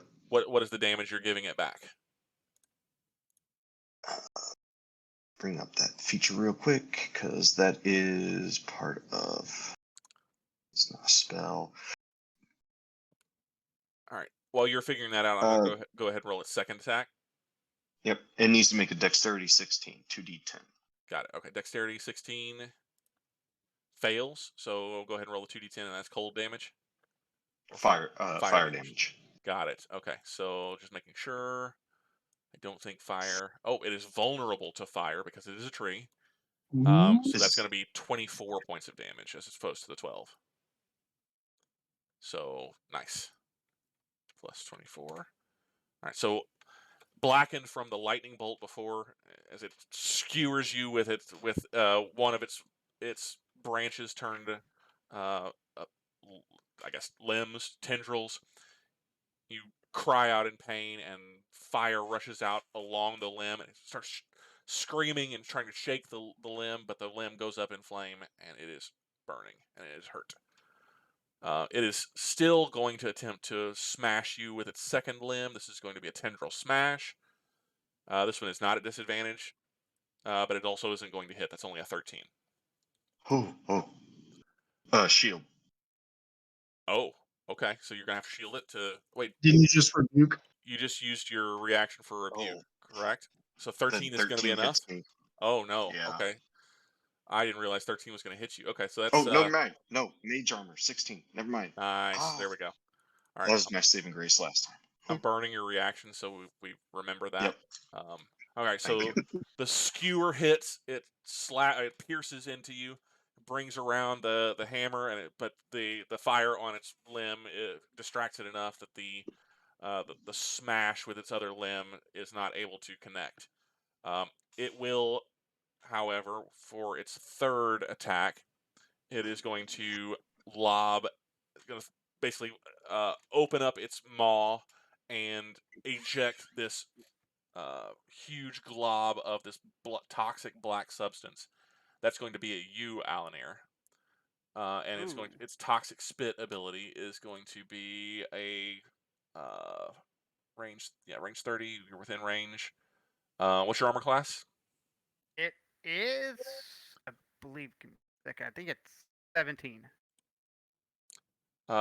Is it a plus 11 like all of its other attacks? That's a 16. You Oh. see it coming and you sidestep it, and this man-sized almost glob of this toxic spittle strikes the ground and scatters across the ground. And you can immediately see what remains of the grass and small plants and things just begin to wither and burn and bubble as this acidic, poisonous spittle scatters across the ground. That will be the end of its turn. Would take us to Thanas'l, which has to roll a death saving throw, and he fails. Saving throw number 1 is a fail. He's down 1. That will take us to Sprout, who also has to roll a death saving throw. And I get +5. +5 to it. Is that correct, Thoros'l? It'd be Eldrick, right? sorry. Oh, nope, not for death saves. Not Beacon of anymore. Hope, so you don't get anything from that, and my aura doesn't do death saves. It only does regular saves. So just a straight up D10, Straight up. D20 roll, hoping for a 10 or better. All right, so you're back to 1 failed death saving throw. Woof. All right, that will take us to Makaria. Makaria, you get your reaction back. Yep, I get my reaction back, and seeing the fire, I am going to use another level 4 and cast Burning Hands at it. Ooh, nice. All right. That is also a dexterity saving throw, correct? Correct. All right. I'm going to go ahead and roll that. We're getting some mild low-level spells there. That's going to be a 16 on the saving throw. Yeah, that doesn't make it. Doesn't make it. So level 4 Burning Hands. So that will be. See, it starts off with 3, 4. So that'd be 6d6. So not too bad. 6d6. Yikes. Roll high, please. 22 points of fire damage. That is a 1, 2, 3, 4, 5, 6. You got a large straight there. Nicely done. Nicely done. That's 40 points in Yahtzee. 30 points in Yahtzee. Congratulations. That's 21 points of damage, and as we already have determined, that is a 22. 20. Oh, because of the wand. Correct. Yep. That is a vulnerability of the Tree of Ancients or Tree of Legacies. So that is 44 points of additional fire damage. Mm-hmm. A good section of the tree appears to be ablaze at this point in time. It doesn't have an ongoing fire effect for the spell, but a good portion with the lightning and the 2 fire attacks against it at this point. It is a good section of it is actually burning, and it doesn't look afraid, but it definitely looks as though it is being it knows that it's hurt. It is being hurt. Makaria, do you have anything additional that you want to do this turn?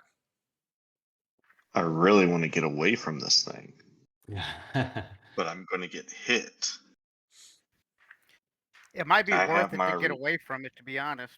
Even Yeah, taking I the have hit. my reaction, so I am going to run this way. Okay.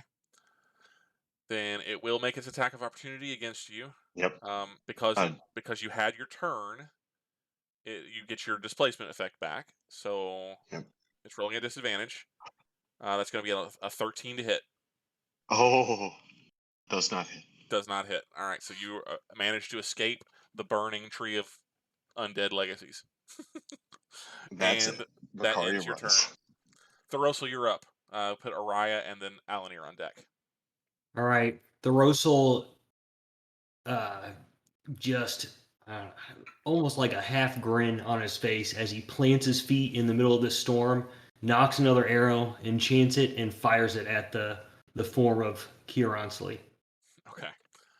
Go ahead and roll to hit. 17 again. 17. All right.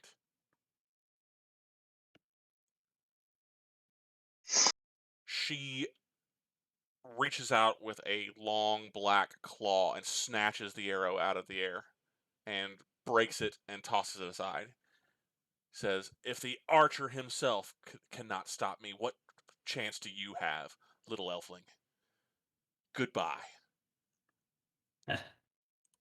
I'll fire another arrow at the one, the ghoul that's menacing Eldrick. Okay. Since it's just a mundane arrow. A 17 to hit again. 17 is enough, and that is 8 points of piercing damage. That's the first time Correct. that ghoul has been harmed, but he Right. is in fact harmed. So, all right. Anything additional? No. I wish to stay toe to toe with Kiaransalee, so I will stay here. Okay. And we'll go to Araya. Araya looks up at the looming giant Now's our chance. goddess over her head and looks down at her dying son and what is she going to do? She has to try. She has to try a banishment against Kiaransalee. So she is going to put.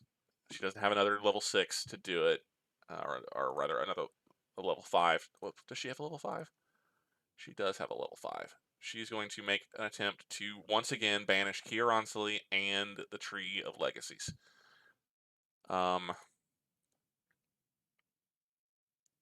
Is this not an advantage this time since it's straight up Kiaransalee? The saving Yes, throw? that is correct. Because she's no longer she's no longer having to try to separate out the from Thanas'l, who had the mark. So this is just a straight up Kiaransalee versus Araya. So Araya is at a DC 19. Kiaransalee is going to save. Ah, son of That is at a 29 on her roll. still. The tree does not save, and the tree, aflame, once again vanishes from sight. And only shows up to do damage to Makaria, get hurt a little bit, and then vanishes again. But Kiaransalee, unfortunately, does not. Araya is going to attempt to, with her move action and her technically free object interaction, she's going to grab a hold of her son and try to pull him away from the aura. So she's going to go 1, 2, 3, accept a potential attack of opportunity, and Kiaransalee gets an attack of opportunity against her. What can she do with her attack? It is I'm out of blood curses.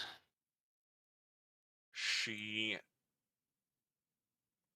has a melee spell attack. Yeah, she's going to use Touch of Death. Oh. Oh. Which is a 25 to hit, but Araya has her displacement as well, so still going to be a 25 to hit, which means Araya is hit. It is going to be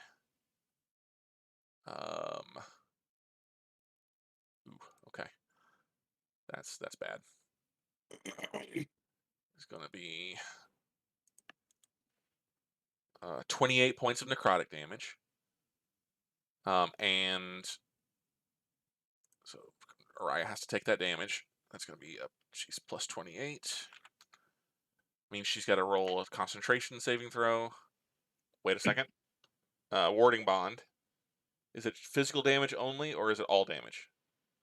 That's a great question. Let me find the warding bond. I think it's just visible. Real quick here, blah.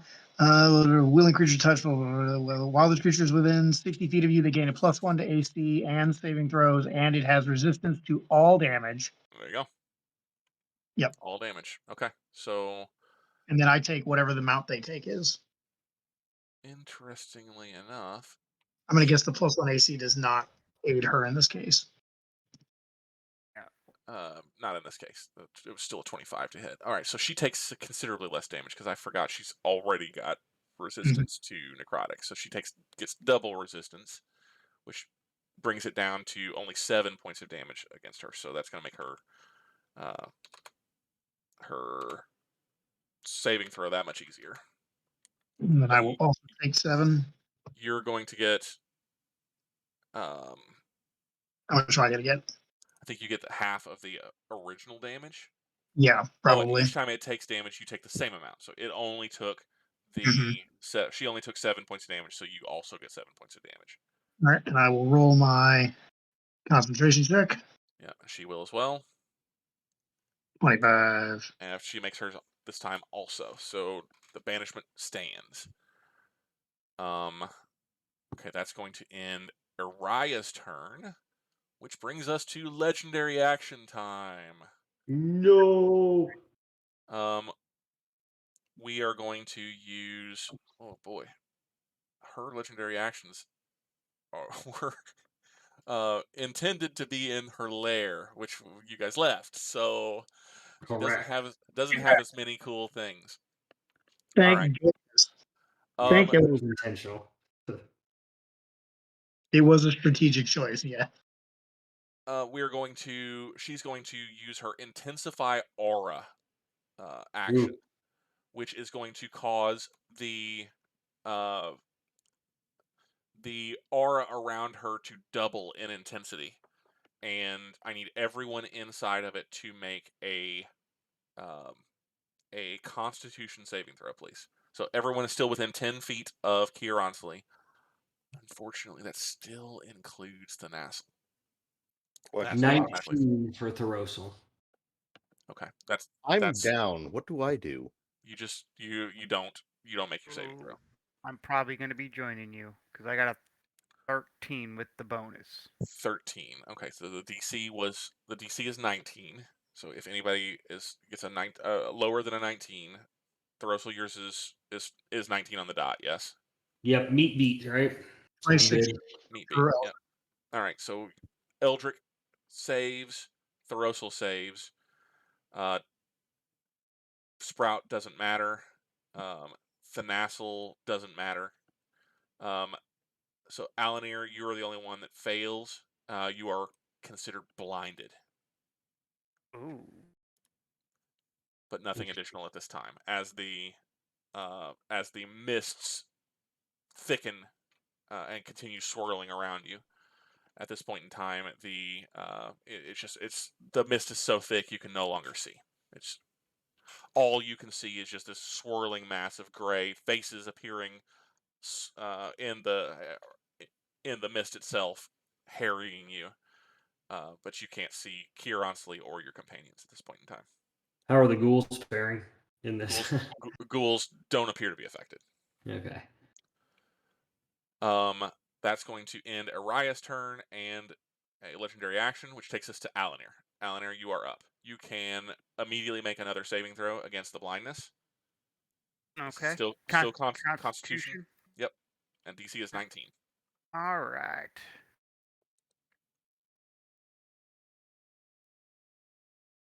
Oh, even with the +5 from Eldrick, that's only an 18. Yeah, so you're still blinded.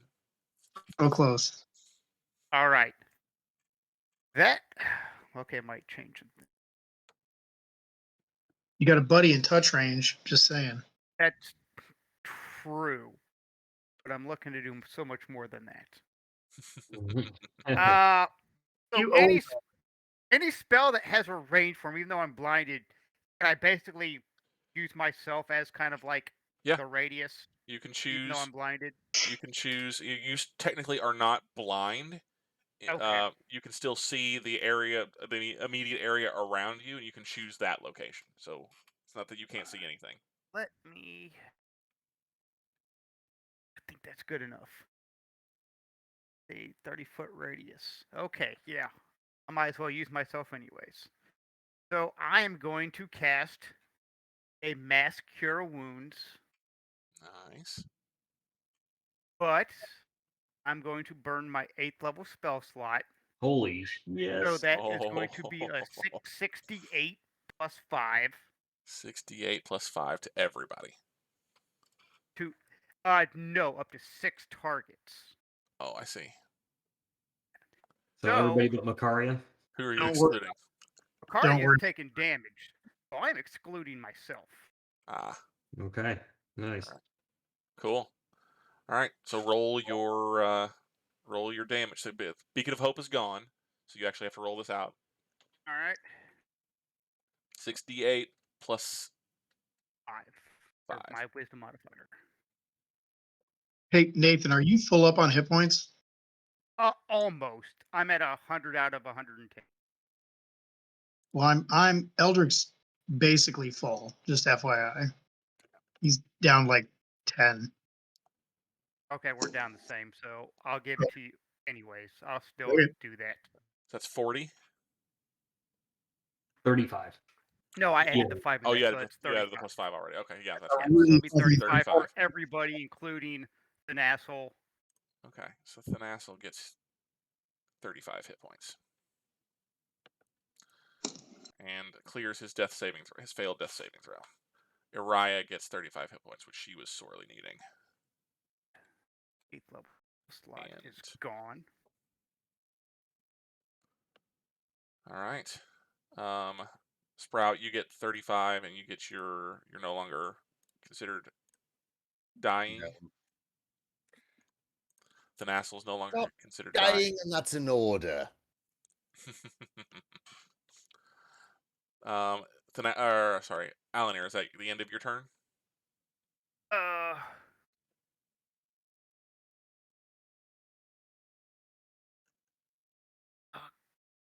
Checking. No. Okay. Of course not. So ominous. I mean, that's not going to be massive. Like, I've already burnt my action, so it's not going to be impressive. There's going to be a roll of summoning dinosaur.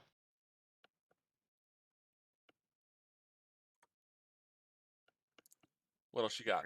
That one. I am going to snap or use a bead of curing for a 2nd level cure wounds on Sprout. Okay.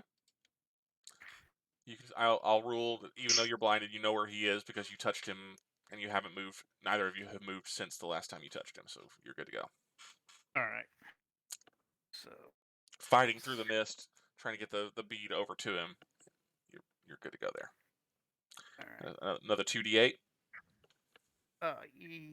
Yeah. Go ahead and roll it. But it also does spellcasting modifier, but since it's an item, I don't know what it uses as there. It still uses yours because you're still technically drawing forth the power. So Okay. you're plus 5. So 2d8 plus 5. So he gets another 15. Nice. Very cool. And all right. I don't know if I want to take attack opportunity to back away or not. But yeah, F it. I got to get away from this aura. So I'm going to move. All right. I'm pretty much just I'm planning on like basically just backing up to. Oh, I still have it on the ruler. And just basically backpedaling to about here. Okay, so that will trigger. An attack of opportunity. She has already used her reaction for this turn, so it does not trigger attack of opportunity. Thank goodness. She does not get another reaction. And that should get me out of the aura. All right. Then that is your turn, which takes us to Eldrick. Eldrick, wrap it up for us. Eldrick is going to take a hammer swing at Kiaransalee. His weapon is not magical, but he does add a D8 radiant damage to all of his attacks. So I don't know what that does when you're striking a goddess, but he's taking a swing at her. All right. 15. 15 is not enough. You swing. You swing through her. Go ahead. I was going to say, do I get flanking for having Thoros'l on the other side? Yeah, I'll rule that. You can draw a line. Yeah, you got him on the other side, threatening her on the other side. That's we'll call it good. Excellent. That's advantage or +2? I can't remember. Advantage. So just roll again. 16. 16 is also not going to be good enough. So your first swing passes through the misty form of Kiaransalee. You get the feeling that while you know that she is physically here, you don't necessarily believe that this is a goddess in her purest, true form. Mm-hmm. This is a she is physically present here, but if this was an actual goddess's actual form, this would be you would be in far much more trouble than you are currently in. Mm-hmm. Yeah, I'm guessing this is some sort of manifestation there. I'm going to take a second swing at her. All right. Oh, come on. Still at advantage. 25 is going to be good. 25 will get there. All right, so that gives me a bunch of stuff. So I've got my pick, D8 plus 4 plus 1D8, and I'm going to drop a 4th level spell for Mike. All right. Which will give me 5D8. She is a fiend or undead. She is, in fact, an undead. That is correct. All right, so that gives me 6D8 plus 6D8 for 51 points of damage. Gods. So Flash in the power of Ilmater, mother trucker. So the damage from the weapon is 7, correct? Everything else is radiant? Right. Okay, so she takes half of the damage from she does have resistance to non-magical slashing, bludgeoning, piercing. So she's going to take 3 less damage, so it's 48 points of damage.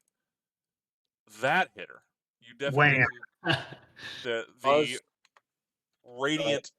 radiant power of the God of Mercy thrums in the weapon, your borrowed weapon from Sprout, and you smash it into the misty form of the Draugg goddess, and there's a violent reaction. Pure negative energy striking against pure positive energy, and she howls. She screeches both in rage and pain, and you can tell she felt that one. 100% she felt that one. Very nice. Right. She wheels on you in a rage, and you're going to get her legendary action. Her last remaining legendary action. Here we. Yeah. So that's going to be an attack. When she wheels to face you, both of her hands go out to her sides, and this crackling lightning, greenish lightning, arcs between her hands and then gathers and shoots down at your form. And that is going to be, what is your armor class? My armor class is a 17. Well, that is going to be a 31 to hit, so you're touched. The lightning arcs through you, and you are going to get 24 points of poison damage. So hold on. She did what to hit me? She got a blah, blah, blah, blah. She has disadvantages on attack rolls against me if she is a elemental, fiend, fey, undead, or celestial. Elemental, undead, fiend, or celestial. Okay, so she does get disadvantage. That's still going to be a 19 to hit. That'll do it. Yeah. All right. Enough. So still 24 points of poison damage, and I need you to make a DC 21 Constitution saving throw. Oof.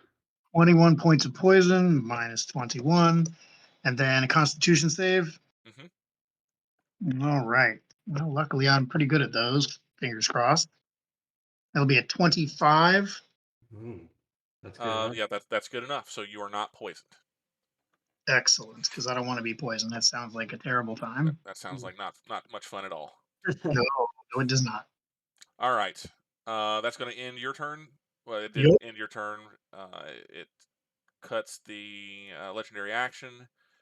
She's done with that. With that, we'll do the ghouls this time. Ghoul number Hold on. one is. Go I ahead. gotta make a concentration check. Correct. 20. I took 21 damage, so that does not meet, right? No, it's half the damage. So you're Yeah, good half now. the damage or 10. All right, Yeah. excellent. Yeah. So your DC was at a 12 because you took the 24. Excellent. We're good. All right. So the last two remaining ghouls that are currently on the board are going to attack at you and Sprout, respectively. We'll do Sprout first. Sprout, you are considered prone because you were down. Rude. And you haven't had the opportunity to get up yet. So the attacks against you are going to be at advantage. It is only going to swipe at you with its claws. So it will be at advantage, but still worthless. So never mind. You're able to even on the ground, looking up at this horrifying vision of a Draugg goddess above you and a slashing ghoul trying to tear out your throat. You're desperately working with the Rift Razor and getting it just in the nick of time against these slashes, getting it in between you and the claws to keep them from your tender flesh. Eldrick. Great thunder. Eldrick is it. also going to attack you. Yep. This is also at disadvantage because it's undead. Okay. Yeah, because I'm protection from good and evil all the time. Yep. Right. Okay. Great. So then that's not going to be enough to hit you either. That is only going to be a 10 to hit. He is unable to connect with his claws. That will end their turn, which takes us to the beginning of round 10. 10-16. Do you guys have enough in the tank to do one more round? I have to go, but I think that means we need to bounce. Okay. Yep. Then Yeah. we'll go ahead. Damn it! I wanted You- to I be don't done know with what- this by now. I mean, if it's only one more round, all Makaria is going to do is Yeah. I just, don't know. run. You've only managed to hit Kiaransalee once so far. You did some good damage, Eldrick, but it's probably going to go another session. So, damn At it. least. So we might as well call it. All right, so we'll call the beginning of round 10. We'll start with Kiaransalee at round 10. Damn it! And we'll pick up next time. Oh, okay. So, yeah, that'll be it. Thanks, guys. Appreciate your time. Let me go ahead and kill the recording.